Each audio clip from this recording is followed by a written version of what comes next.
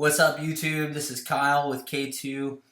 Got a few new toys since the last video. It's been actually it's probably been 4 to 6 weeks since I've done a video, so I figured I would shoot one real quick. Actually, I think I'm going to shoot two today. I'll try and get them up relatively quickly. The first one that I'm going to do is on the Chauvet Intimidator Spot 350.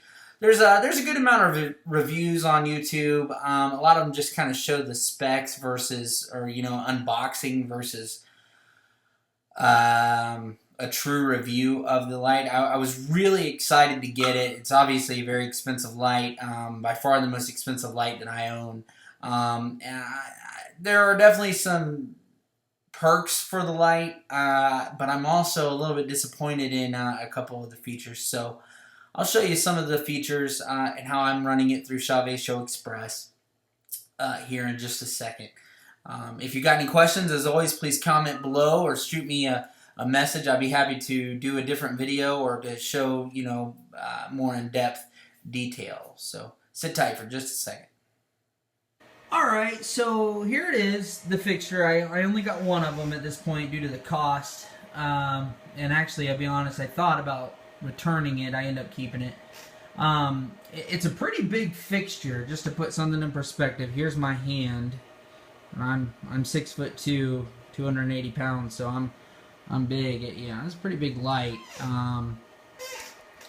Move it a little bit. It has the self-correct. If you move it, it moves back into place. So, kind of a cool feature if you've got it somewhere where it may be knocked around or something.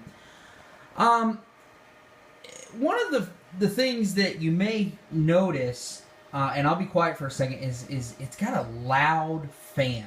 And I'll give it a couple seconds, see if you can hear it. I don't know how well it translates onto the video, but I actually had it off in the intro to this video because it's so loud. And then I'll move the camera to the back so you can where the fan is. So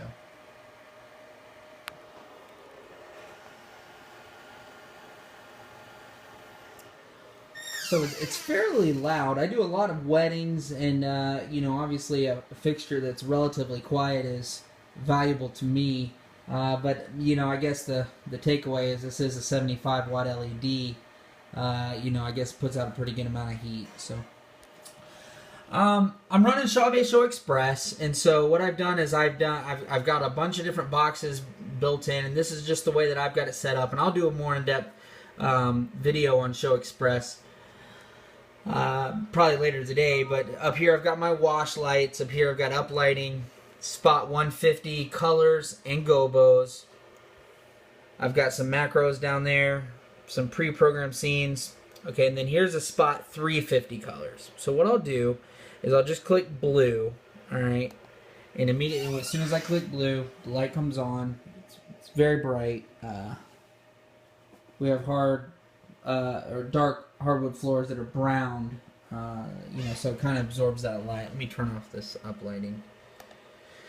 Okay, and let me go 45 degrees up so it goes onto the ceiling.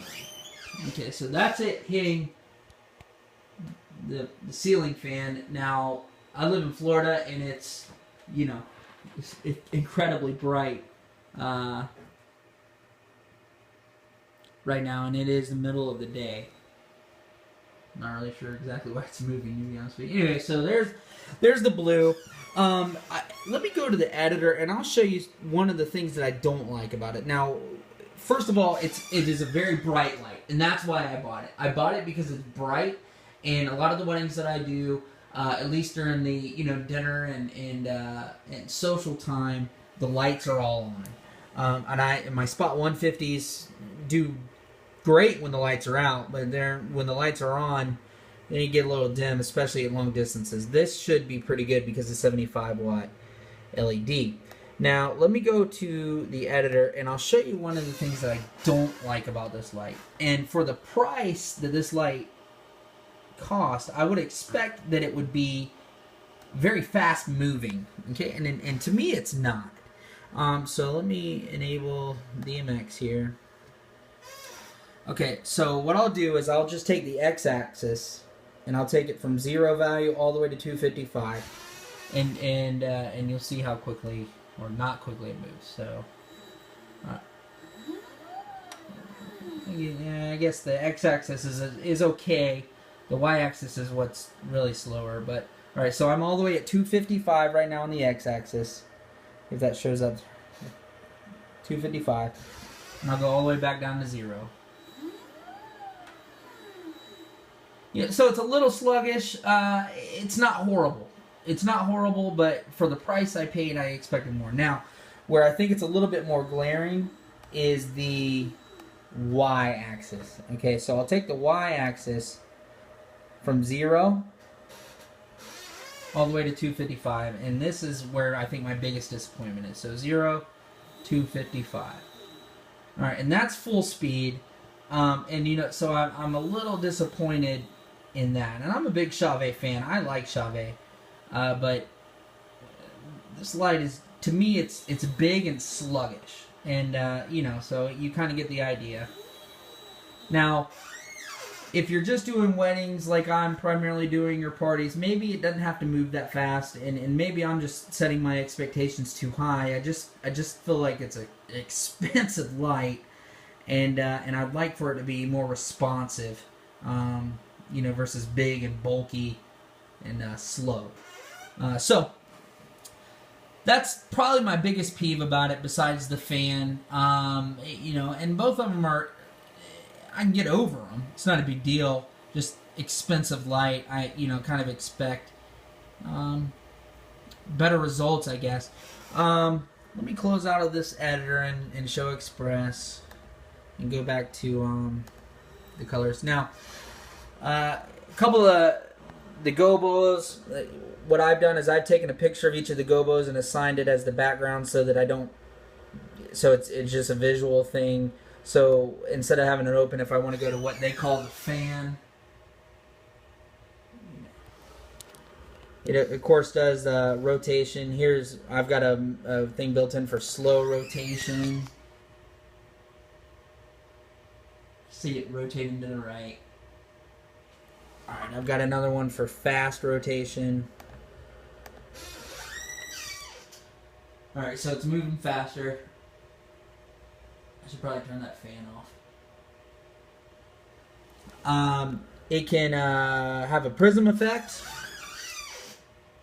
cover up a lot more area, and the prism effect is pretty cool. Well, I'm jumping ahead of myself. It can rotate the prism, so take the prism and rotate it. You can kind of see it. I've got it set on that particular scene to rotate slow. It can rotate pretty quickly. And then, of course, you can rotate the gobo while the prism is rotating. So you got the gobo rotating, and then you got the prism rotating.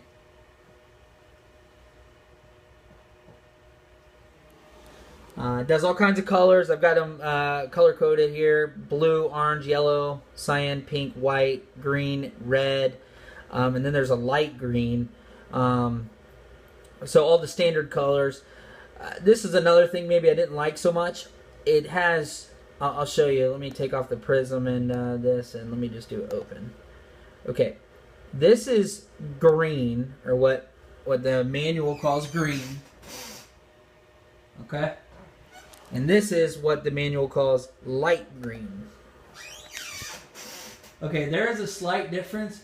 It's not very much. So, you know, another thing, you spend so much money on a light, you expect a good amount of features, and it's almost like those two greens are almost, I mean, they're shades apart. They're not far at all. And I've got a color scroll, you know, built in, where it'll scroll through the colors. I'm not going to spend a lot of time on that, because there's other videos that show all the gobos, all the colors, you know, and everything like that. So anyway, I just wanted to provide, you know, a pretty good all-around review of the light. Really, I hate to say it, but it does not meet my expectations. So there you have it. It's a good light. It's not a great light. And for the money that I paid, it kind of was expecting a great light. And overall, I'm happy with it. Happy enough not to return it. Probably more than anything because of the hassle associated with that. My plans for it, and one of the main reasons I got it besides the 75 watt LED is for the custom gobos, or the gobo exchange that you can do with it. I did take one of the gobos out. It was fairly easy, just a needle nose pair of pliers. It snapped right out of place, snapped right back into place. The average person could do it without a problem. I tried printing some of my own gobos using Adobe Photoshop, and it was fine. What I hadn't really gotten down pat yet is printing them on transparency paper without the ink blurring, or without the, because as soon as it touches anything, the ink just slides everywhere. So I'm using the wrong sort of transparency, and I don't want to buy a pack of 100 for $80. I just need like one sheet. But anyway, so we'll get to that at some point. Overall, though, I don't want to hate on the light, but at the same time, it's a lot of money. So anyway, I hope I've answered some questions. Hopefully, if you got any more, you can comment below, and certainly I'll do my best to answer them. All right, practice and enjoy.